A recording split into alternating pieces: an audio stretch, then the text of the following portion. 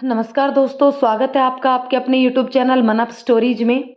दोस्तों, एक बहुत ही छोटी सी कहानी है जो कि हमें ये बता देती है कि कई बार इंसान ऐसा कार्य कर देता है जिससे खुद उसे शर्मसार होना पड़ता है। और जिस चीज़ को समाज अलग थलग कर देता है वो ऐसा कार्य कर देता है कि सबका सिर गर्व से ऊंचा हो जाता है। तो चलिए इस छोटी सी कहानी को हम शुरू करते हैं, जिसमें एक किन्नर एक बेटी की शादी करती है। क्या है इस कहानी के पीछे, और ये एक सत्य घटना है सबसे पहली बात। तो चलिए इस कहानी को हम शुरू करते हैं। बड़ा सा घर सजा हुआ था। गुलाब और बेला के मिले जुले फूलों से रंग बिरंगी रोशनी में फूलों की खूबसूरती और बढ़ रही थी।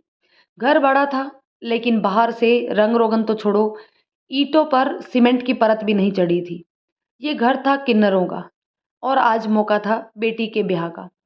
बेटी के ब्याह का, किन्नरों की बेटी, जाने कितने ही सवाल आपके मन में आ रहे होंगे। आना भी वाजिब है। आगे बढ़ने से पहले मैं आपको बता दूं कि ये कहानी एक सत्य घटना पर आधारित है।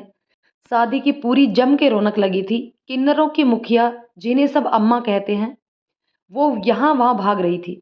ए गुलाबो, बारात के नाश्ते की व्यवस्था देख लिया ना? एकदम चकाचक होना चाहिए। और सुन, कोल्ड ड्रिंक ठंडे होने के लिए रखवाए कि नहीं? ए रानू, जा देख तो उस ब्यूटी पार्लर वाले ने बिटिया को ढंग से सजाया कि नहीं। नहीं तो एक अठन्नी भी ना धरूंगी उसकी हथेली पर। और सुन, जाते जाते सपना को भेज तो यहाँ। अम्मा पसीने में भीगी हुई परेशान सी घूम रही थी, जैसे आम माता पिता परेशान होते हैं अपनी बेटी की शादी में। एकदम बेचैन कदमों से बेटी के कमरे की तरफ बढ़ी। पहुंची तो देखा, बेटी चांद के टुकड़ा सी लग रही है। विधाता ऐसा रूप भी तो दिया था उसे। हिरनी सी बड़ी बड़ी नीली आंखें, तीखी सी लंबी नाक, सुर्ख लाल होठ, दूध सा उजला रंग। मानो ईश्वर जब उसे गढ़ने बैठा था तो बहुत ही खूबसूरत, फुर्सत और सुकून में था। अम्मा बेटी के पास पहुंची। बेटी के मासूम से मुखड़े को अपने दोनों भारी और सशक्त हाथों में थामा और ऊपर उठाया तो दुल्हन के रूप में देख आंखें गीली हो गई। मुस्कुराती हुई बेटी के कान के पीछे काजल का एक टीका लगा दिया, नजर ना लगे मेरी बच्ची को। और एक ही झटके में बाहर आ गई। आंखें गीली थी, होठ कांप रहे थे। अपने आप को संभालते हुए चिल्लाई, ए मीता, जरा नजर तो उतार तो बच्ची की। मरी इतनी भीड़ है, जाने किसकी नजर छू जाए बिटिया को। कह के निकल गई बरामदे में। एक खंबे से टिक कर बैठ गई। बेटी की विदाई का सोच उसका दिल जैसे बैठा जा रहा था। आज जाने क्यों वो दिन याद आ गया जब नन्ही सी बेटी को अपने हाथों में थामा था। उस दिन सुबह बहुत हलचल सी थी झाड़ियों की तरफ। अम्मा भी गई उधर देखने, तो देखा एक नवजात बच्ची झाड़ियों में पड़ी थी। बच्ची के होठ सूखे हुए थे और रोते रोते कंठ भी सूख चुका था। जाने कब से पड़ी रो रही होगी बेचारी। सभी इधर उधर की बातें कर रहे थे। कोई कहता पता नहीं किसने काला मुंह करवा कर इधर डाल दिया। कोई कहता कोई मजबूरी में डाल गया। कोई उसकी माँ को गालियां दे रहा था तो कोई बाप को। तभी अम्मा आगे बढ़ी और बच्ची को अपनी गोद में उठा लिया। उस दिन उस नन्ही सी बच्ची का स्पर्श ने जैसे ही अम्मा के अंदर छुपी, माँ के हृदय में जैसे मातृत्व का दीपक जला दिया। ऐसे तो जाने कितने ही बच्चों को अपनी गोद में लेकर आशीष दे चुकी थी वो, लेकिन आज ऐसा क्या था? समाज और ईश्वर द्वारा उपेक्षित अम्मा के मन में ऐसी हलचल मच गई। मैं इसे पालेगी, ये मेरी बेटी है आज से, अपने दमदार आवाज में अम्मा ने कहा। तो वहां खड़े सभी लोग अवाक थे।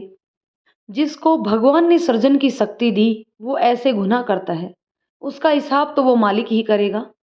अब हम सूखी सी धरती ही अब इन नन्हे पौधों को जीवन देगी। मैं जानती भी हूं कि ये किस घर की बच्ची है, लेकिन कहूंगी नहीं। नहीं तो इस बच्ची के अस्तित्व का अपमान होगा। बस इतना कहकर निकल गई भीड़ से अम्मा। और उस दिन से बेटी को राजकुमारी की तरह पालन पोषण करने लग गई। सभी मिलकर नाम दिया पूर्णिमा। छोटी सी पूर्णिमा। जब अम्मा को माँ कहती तो जैसे उसे सारे व्यक्तित्व को पूर्णता मिल जाती। जाने कितने युगों की अतृप्त समाज को आज तृप्ति सी मिली। पूर्णिमा को देख उसके हृदय को शीतलता मिल जाती। पूर्णिमा सभी की जान थी। कृष्ण के पास तो दो माँ थी, पर पूर्णिमा के पास तो इतनी सारी माएँ थी। धीरे धीरे सभी का प्यार पाकर पूर्णिमा खिल सी गई। शहर के सबसे अच्छे स्कूल, सबसे अच्छे कॉलेज में पढ़ी। उनकी बेटी समय के साथ बड़ी होती गई। बेटी शादी के लायक हुई और उसके ही पसंद के लड़के से उसकी शादी तय कर दी गई। आज वो दिन आ गया था जब किन्नरों को वो अधिकार मिलने जा रहा था जो समाज ने और खुद ईश्वर ने उन्हें दिया ही नहीं था। आज वो कन्यादान करने जा रही थी। अपने सामर्थ्य से बढ़कर शादी में खर्चा किया। बेटी को अपनी खरीदी गाड़ी में विदा करने का फैसला किया गया। आभूषण से लेकर कपड़ों तक की वो तैयारी हुई जो किसी राजकुमारी की होती है। अम्मा, बारात आने को है, चलो कपड़े तो बदल लो। पारो ने कहा तो जैसे अम्मा की नींद से झकझोर के जगा दिया हो। कैसे वो सब भूल अतीत के गलिहारों में विचरने लगी थी। अपने आंखों में आई नमी को आंचल से पूछते हुए कमरे की तरफ भागी। हाँ पारो, बस आई, तू जाकर बाहर देख और सुन, सब तैयार हो गए? अरे हाँ, गुरु अम्मा को भी थोड़ी तैयार होने में मदद कर देना। जानती है ना, बेचारी के हाथ पाँव अब नहीं चलते। मैं बस अभी आती है। सभी तैयारियां पूरी हो गई। बारात दरवाजे पर थी। सारी रस्मों के बाद कन्यादान का समय आया। गुरु गुरु अम्मा के साथ अम्मा बैठी और सभी किन्नरों ने एक दूसरे के आंचल को थामकर श्रृंखला बना ली। आज इतनी माताओं का आशीर्वाद मिल रहा था। कन्यादान करते करते सभी की आंखें गीली थी, लेकिन होठों पर एक संदिग्ध मुस्कान थी। आज शायद कोई किन्नर और पूरा किन्नर समाज कन्यादान कर रहा था, और वो समाज मूक दर्शन बन खड़ा था, बिल्कुल मौन। मौन शायद अपने कर्मों का था, अपने बोने कद पर जो इन किन्नरों के सामने लगने लगा था। विधाता ने जिससे सृजन का अधिकार छीन लिया था, आज वही उस एक युगल को सृजन का अधिकार और आशीष दे रहा था। विधाता ने जिसे घोंसला बनाने से महरूम कर दिया था, वो आज एक युगल का हाथ पकड़ गृहस्थी के पथ की राह दिखा रहे थे। दोस्तों, ये बहुत ही छोटी सी कहानी है, लेकिन अगर इसको गहराइयों से देखा जाए तो वास्तविकता में बहुत ही बड़ी बात है कि कई बार ऐसा देखने को मिलता है कि बच्चे पैदा हो जाते हैं किसी भी वजह से, इधर उधर छोड़ के चले जाते हैं लोग। क्या गलती होती है उन मासूम बच्चों की? क्यों लोग अपनी गलतियों की सजा उन मासूमों को देते हैं?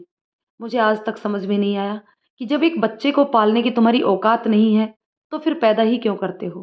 क्या वो काम करते हुए तुम्हें उस वक्त शर्म नहीं आती? खैर, पता नहीं क्या मजबूरी रहती होगी लोगों की। दोस्तों, आप कमेंट करके ज़रूर बताइएगा ये कहानी आपको कैसी लगी।